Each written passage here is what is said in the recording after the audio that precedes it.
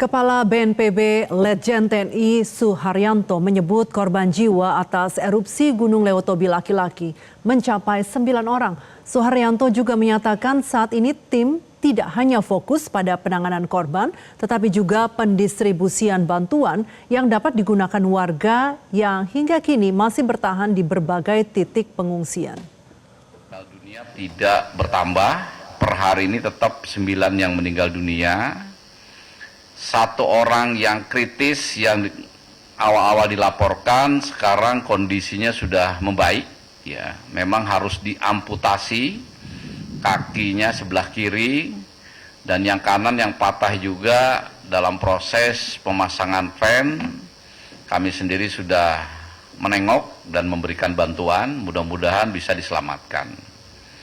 Kemudian per hari ini untuk luka-luka berat yang semula dilaporkan 31 orang, yang sekarang masih dirawat ada 4 orang yang berada di Rumah Sakit Umum Daerah Flores Timur atau Larantuka, Kota Larantuka, Ibu Kota Flores Timur.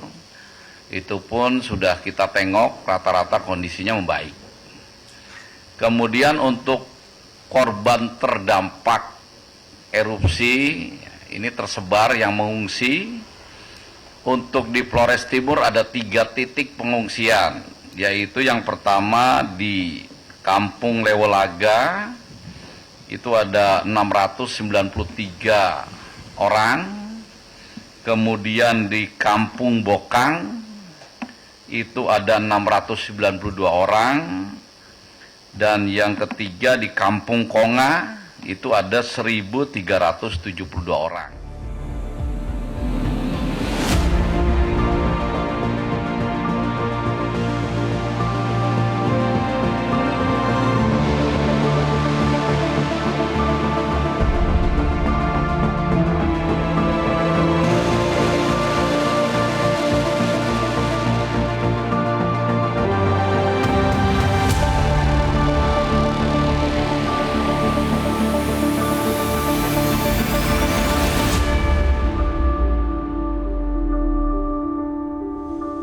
Aktivitas Gunung Lewotobi laki-laki di Kabupaten Flores Timur, NTT masih terus meningkat. Lalu bagaimana upaya penanganan dampak erupsi Gunung Lewotobi laki-laki? Kami akan membahasnya langsung bersama dengan Kapus Datin BNPB Abdul Muhari. Selamat sore Pak Abdul. Selamat sore Mbak Firki.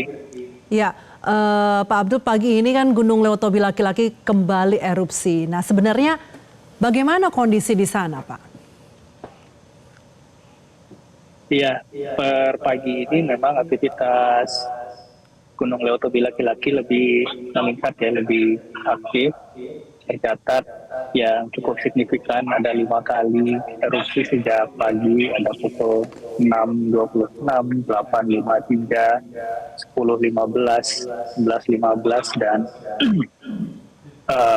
letusan erupsi yang terakhir ini cukup signifikan karena lontaran abu vulkanik mencapai 8.000 meter di atas puncak gunung dan juga diiringi oleh awan panas guguran sejauh 3 km.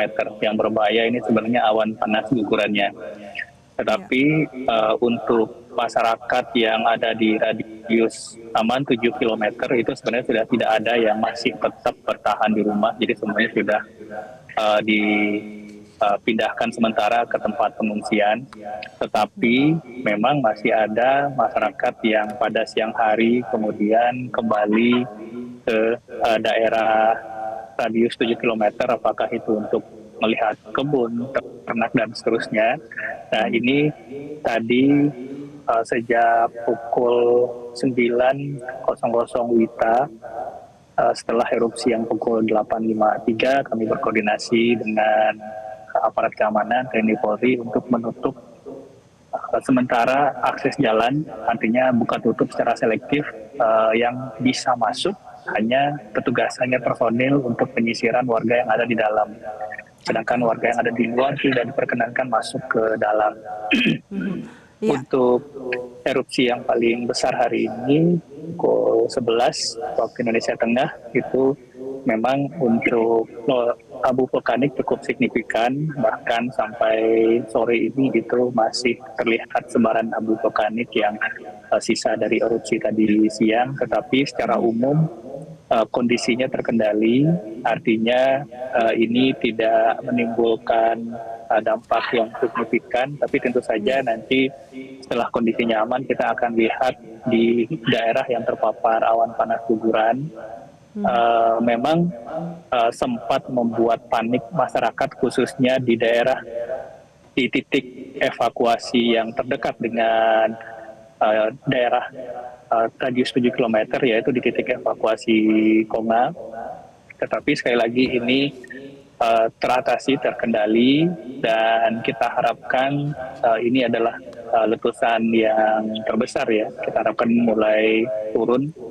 Tetapi tentu saja kita melakukan langkah-langkah antisipasi. Ada beberapa hal. Yang pertama, PVMBG sudah menaikkan jarak aman secara sektoral. Jadi secara umum tetap itu 7 km, tetapi khusus di arah barat daya barat laut itu dinaikkan menjadi 8 km. Hanya barat daya barat laut saja. Sedangkan yang lainnya itu tetap di 7 km.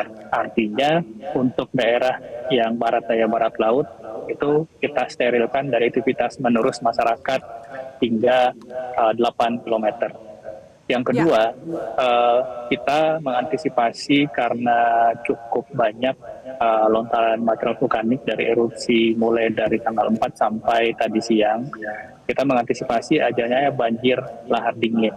Untuk itu kita berkoordinasi dengan BMKG mengenai prediksi cuaca, apakah ada perkiraan hujan cukup tinggi dalam beberapa hari ke depan, karena kita jangan lupa bahwa pada erupsi pertama dengan lontaran abu material vulkanik tanggal 4 pukul 00 itu didahului dengan juga hujan dengan intensitas tinggi. Dari Pak Muari. hasil Iya, Pak Muari, mengingat masih saja ada letusan dan tadi Bapak katakan kan ada kekhawatiran banjir lahar dingin. Tadi di awal Bapak sempat mengatakan masih ada juga masyarakat yang pada siang hari kembali mungkin untuk melihat ternak atau kondisi sawahnya. Nah, apakah memang benar-benar tidak ada larangan keras, benar-benar ditutup karena supaya tidak terjadi hal-hal yang tidak diinginkan ketika memang kekhawatiran banjir lahar dingin itu bisa terjadi?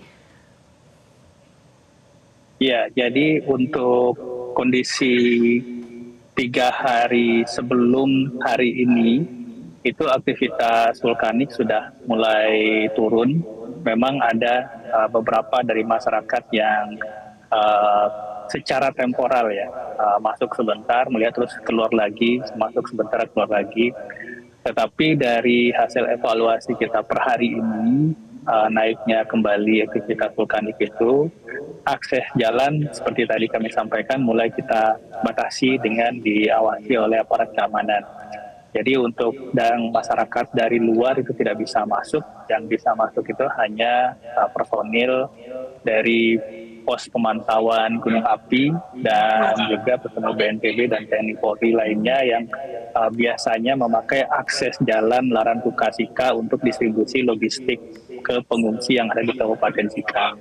Jadi kita mulai batasi akses jalannya dan kita pastikan untuk kondisi-kondisi seperti tadi pagi hingga siang, akses masyarakat dari luar ke dalam itu tidak bisa masuk lagi.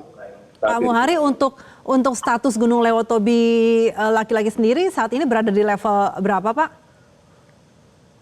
Sejak 4 November pukul 00 waktu Indonesia Barat itu statusnya level 4 atau awas.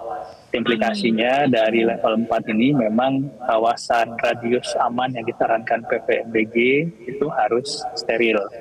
Artinya tadi ada penambahan secara sektoral 8 km ke barat 8 km daya barat laut, barat daya ya. Sedangkan yang arah lain itu tetap di 7 km.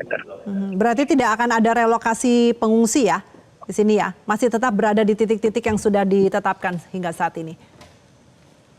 Untuk titik pengungsian yang paling dekat dengan puncak itu adalah Kampung Konga. Itu titik pengungsian dengan jumlah pengungsi terbanyak sekitar 1.300. Itu jaraknya 10 km. Oh, 10 Dan tidak kilometer. pada arah barat daya barat laut. Jadi ini masih aman dan kita tidak akan pindahkan. Kecuali nanti ada kondisi-kondisi yang mungkin mempengaruhi, tetapi dari asesmen kita hingga saat ini titik pengungsian tidak perlu kita pindahkan untuk sementara karena masih jauh dari jarak aman yang dibatasi, disterilkan dari aktivitas manusia. Baik, Pak Abdul Muhari, Kapus Datin BNPB, terima kasih Pak sudah berbagi informasi dengan kami di Metro hari ini. Selamat sore. Jelajahi cara baru mendapatkan informasi. Download Metro TV Extend sekarang.